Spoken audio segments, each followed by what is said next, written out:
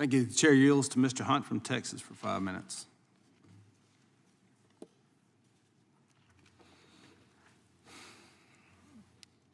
A country without borders, sir, is not a country at all. A home without a roof and a home without a doors, sir, is not a home at all. I have 3 young children at my home. They're all under the age of 4 years old. My home is secure because I lock it up every single night because I care about their safety. It's actually the #1 role of our federal government is to keep our citizens safe. I'm a combat veteran. I'm willing to give my life for that. West Point guy, flew Apaches in Baghdad, and safety is something that's paramount to me. It's actually the reason why I'm in this room right now, is to figure out ways to keep our citizens safe.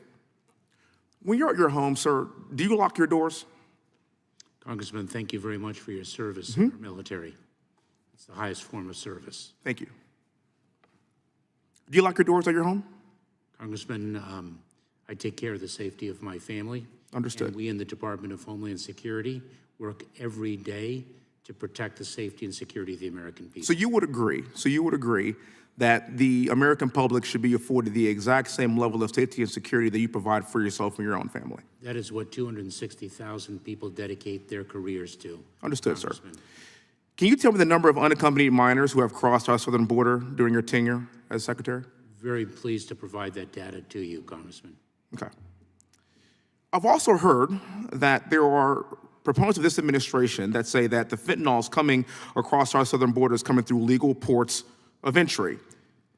Does that mean that no fentanyl is being smuggled across our border other than legal ports of entry?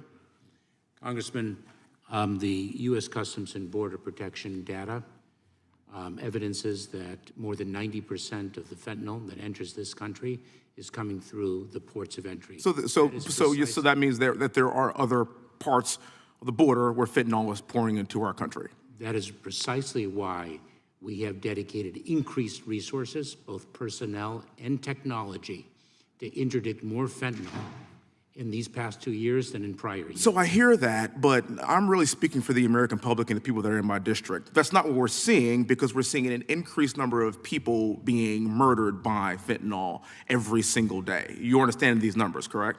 Oh, I do, and Congressman, those numbers have been escalating for more than 5 years. But they've escalated exponentially during your tenure. Chip Roy went through these numbers. I was sitting here watching. I'm actually appalled at just how much this has happened.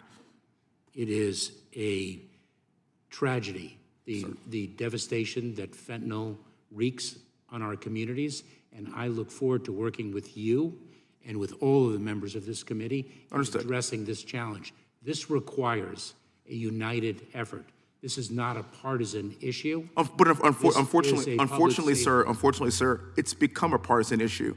And I feel like we on this side are the ones that are truly trying to defend the lives of our fellow Americans.